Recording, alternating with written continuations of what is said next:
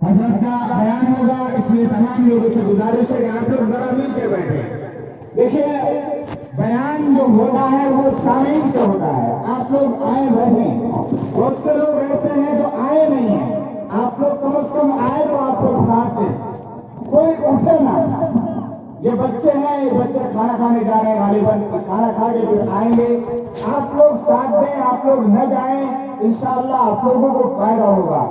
یہ ہمارے حضرت مفتی صاحب ہیں جو مدرسہ قاسم العلوم منصور سے تشریف لائے ہیں، بڑے علم والے آدمی ہیں، آپ لوگوں کو انشاءاللہ بہت فائدہ ہوگا، اس لیے جم کر بیٹھے رہیں، کوئی نہ جائے، آپ لوگ ساتھ دیں۔ گاؤں میں کتنے ایسے لوگ ہیں، بہت سے لوگ ہوں گے، 200-300 بڑا گاؤں ہے، لیکن کتنے لوگ آئے ہیں؟ جب آپ لوگ آ گئے ہیں تو آپ لوگ جائیں، قربانی دیں اپنے آپ کو، آپ لوگ سنیں، انشاءاللہ آپ لوگوں کو فائدہ ہوگا، آخرت میں بہت فائدہ ہوگا، دنیا میں بھی فائدہ ہوگا، آخرت میں بھی فائدہ ہوگا۔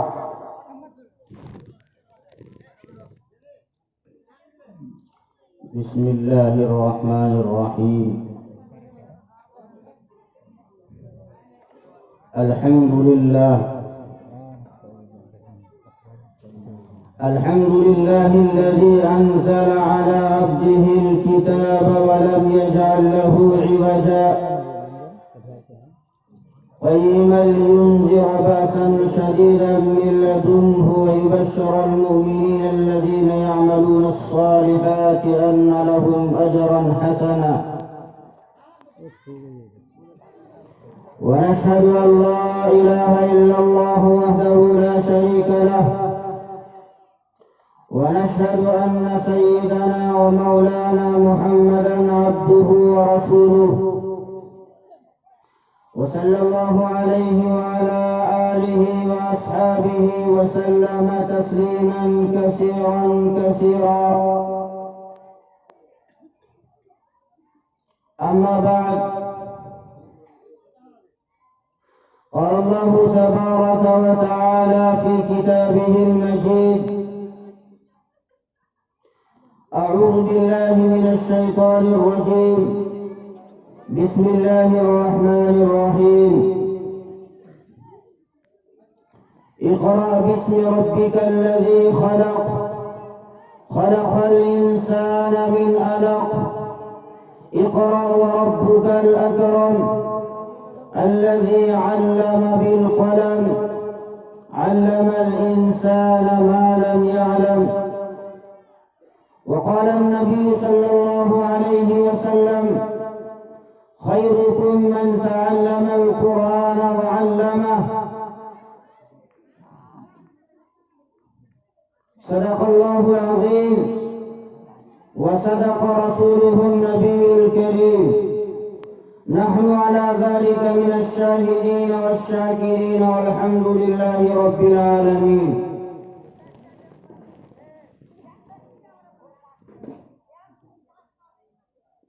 سمجھ میں کچھ نہیں آتا ہے، دنیا کا حساب ہے الٹا. سمجھ میں کچھ نہیں آتا ہے، دنیا کا حساب ہے الٹا. نصیحت کیجئے جس کو تو ملتا ہے جواب الٹا. اسی کے ساتھ دوسرا شعر بھی سماعت فرمانا چاہیے. کیا بتاؤں اے مسلمان، کیا بتاؤں اے مسلمان، تجھ سے نادانی تیری.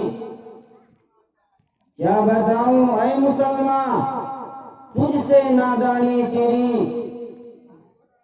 نام کو بس رہ گئی ہے اب مسلمانی تیری. معزز سامعین،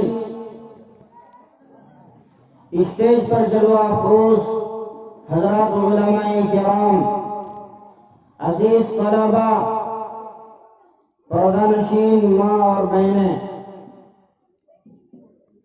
آج کا یہ عظیم الشان پروگرام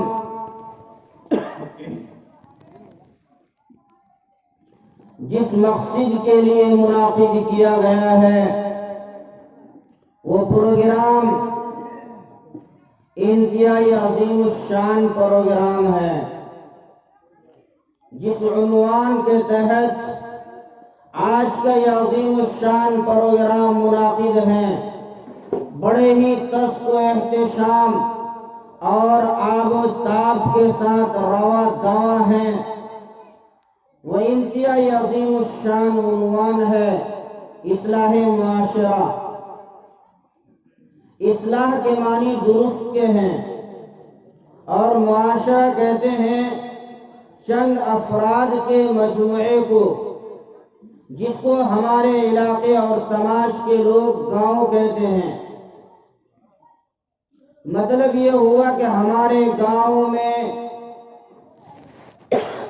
جو خرابیاں آ گئی ہیں اس کی سدھار اور اس کی اصلاح کیسے ہو۔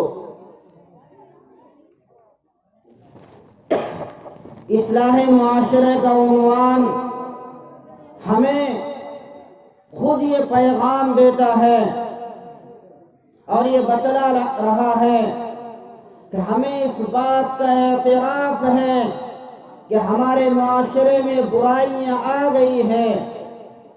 جس طریقے سے مسلم معاشرہ کو ہونا چاہیے ایسا معاشرہ نہیں ہے۔ اس لیے جگہ جگہ پر جمعیت علماء ہند اور جمعیت علماء اتر دیناجپور اور مجلس پور کے بینر تلے اصلاح معاشرے کے جلسے منعقد کیے جاتے ہیں، تاکہ ہمارے سماج اور ہمارے برادری میں جو بغاڑ اور جو فساد پیدا ہو گیا ہے، جس نہج پر، جس طریقے پر ہمیں رہنا چاہیے، ہمارا رہن سہن ہونا چاہیے، ہمارا اٹھنا بیٹھنا ہونا چاہیے، ہمارا سونا جاگنا ہونا چاہیے، ہمارا کھانا پینا ہونا چاہیے، ہمارے چلنے پھرنے کا انداز اور طریقہ ہونا چاہیے، اس انداز سے نہیں ہو رہا ہے۔ اس لیے اصلاح معاشرے کی ضرورت پڑتی ہے۔ لیکن ہمارے ان اکابر علماء کی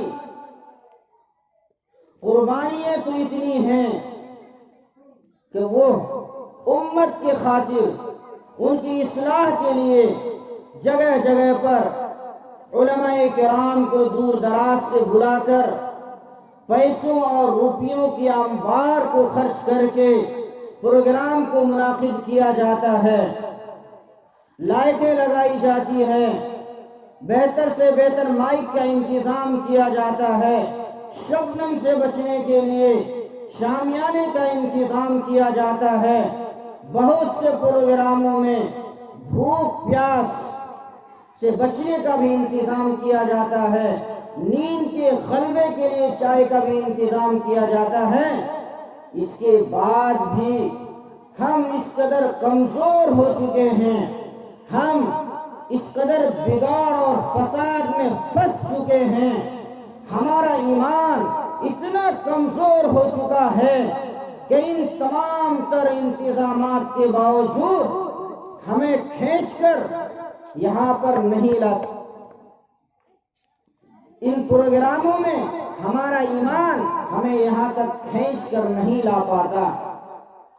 بہت افسوس ہوتا ہے میرے بھائیوں، قرآن مقدس نے ڈنکے کی چوٹ یہ اعلان کیا ہے، مسلم معاشرے کو اور اسلام کے دعوے داروں کو، نبی کریم علیہ السلام کی امتیوں کو مخاطب کر کے کہا ہے، ام حسبتم ان تدخلوا الجنة ولما يعلم الله الذين جاهدوا منكم، کہ تم یہ خیال کرتے ہو، کہ تمہارا گمان یہ ہے، کہ تمہاری سوچ یہ ہے کہ تم بغیر کسی قربانی دیے جنت میں چلے جاؤ گے؟ ایسا نہیں ہوگا۔ کہ تمہارا خیال یہ ہے کہ تم یوں ہی جنت میں چلے جاؤ گے جب تک کہ اللہ عز و جل تمہارے بارے میں یہ نہ جان لیں کہ کون تم میں محنت کرنے والے ہیں، کون تم میں کوشش کرنے والے ہیں، کون تم میں اپنے ایمان کو بنانے والے ہیں۔ اس وقت تک تم جنت میں داخل نہیں ہو سکتے جب تک کہ تم اپنے ایمان کو بنانے کی فکر نہیں کرتے۔ کیا یہ مومن کی صفات ہیں؟ علماء کرام گاؤں میں علمی باتیں سنانے کے لیے موجود ہیں اور ہم اپنے نرم گدوں کے اوپر سوئے آرام کر رہے ہیں۔ یہ مومن کی شان نہیں ہے۔ قرآن مقدس نے مومن کی جو شان بیان کیا ہے، والذین یبیتون لربہم سجدا وقیاما والذین یقولون ربنا اصرف عنا عذاب جہنم ان عذابها کان غراما انها ساءت مستقرا ومقاما۔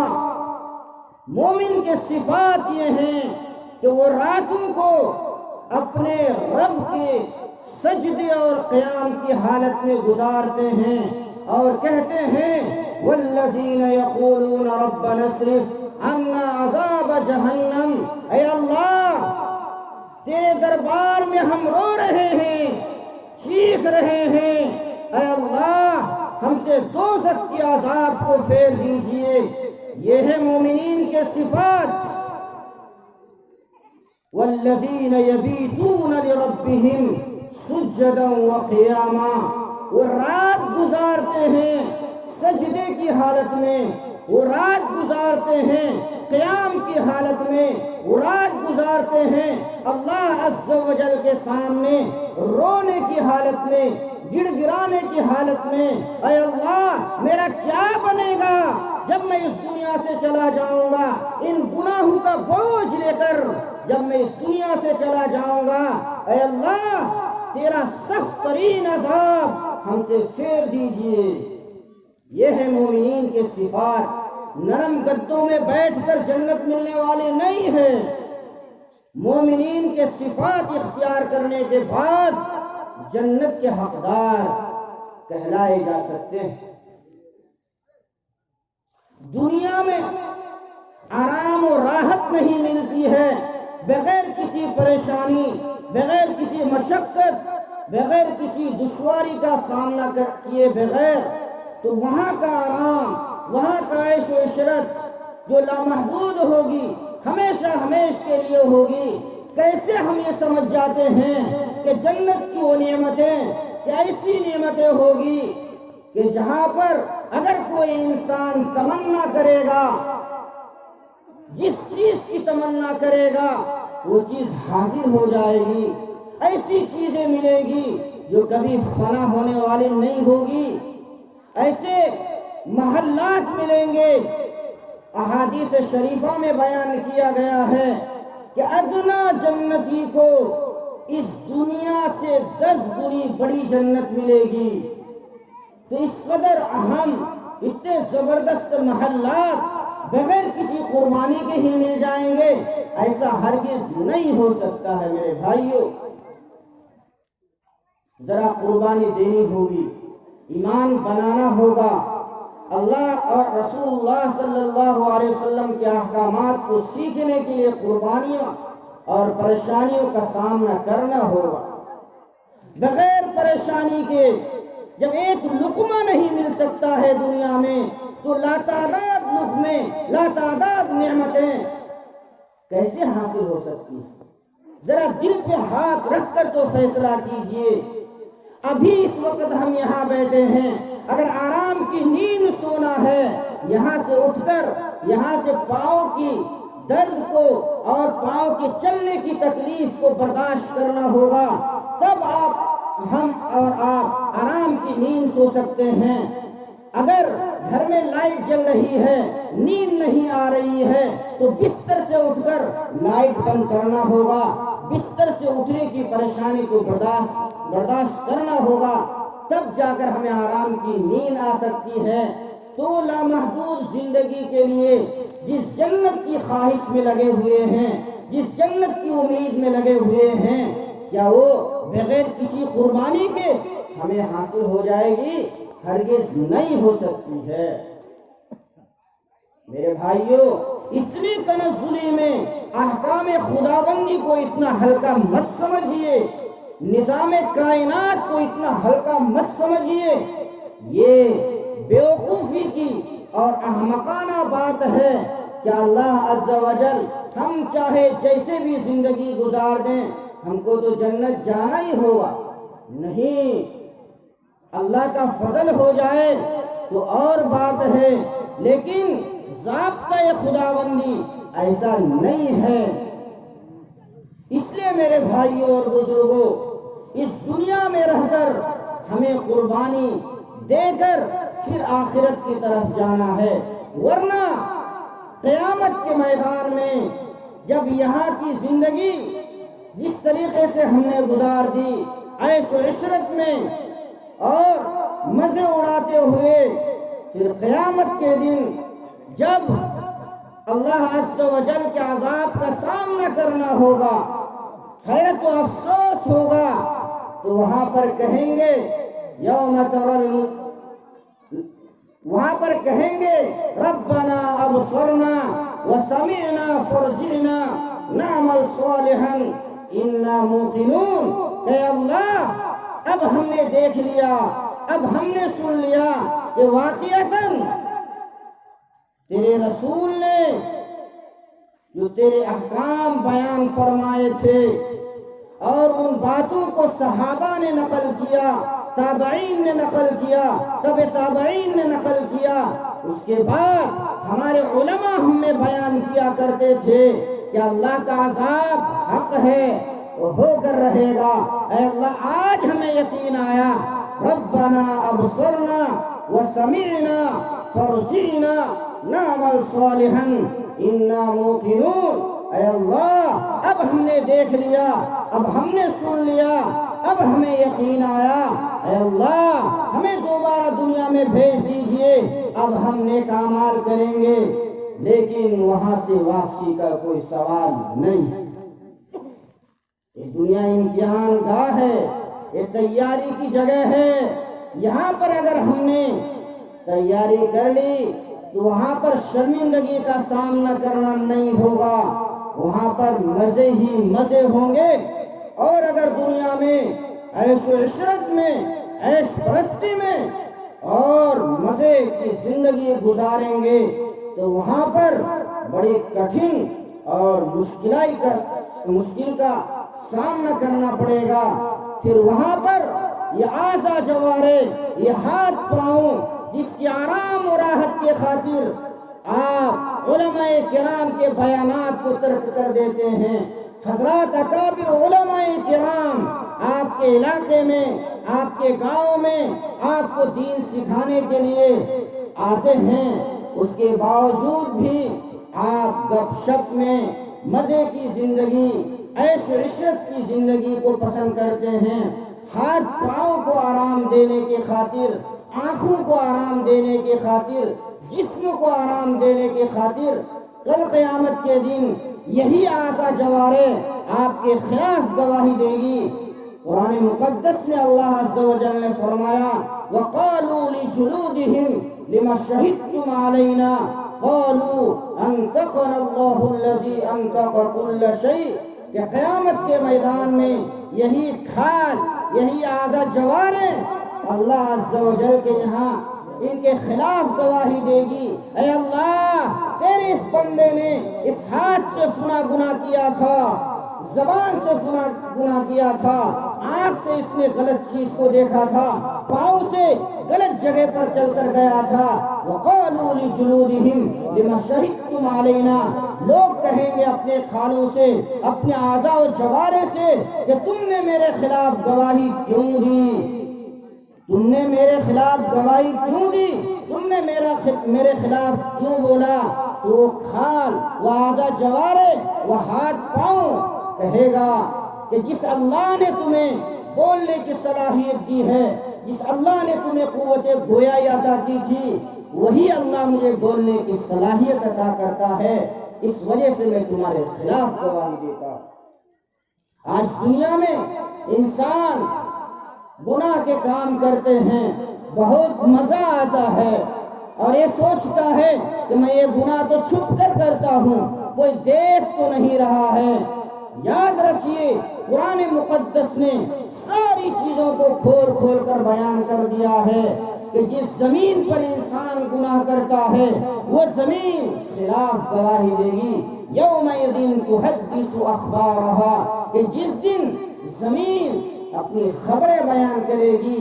اللہ عز و جل کے سامنے یہ زمین گواہی دے گی اے اللہ تیرے فلاں بندے اور فلاں بندی نے فلاں وقت میرے اوپر یہ گناہ کیا تھا. اسی طریقے سے قرآن مقدس میں یہ بھی فرمایا گیا ہے لا یغادر صغیرۃ ولا کبیرۃ الا احصاها کہ دنیا میں رہ کر کوئی ایسا گناہ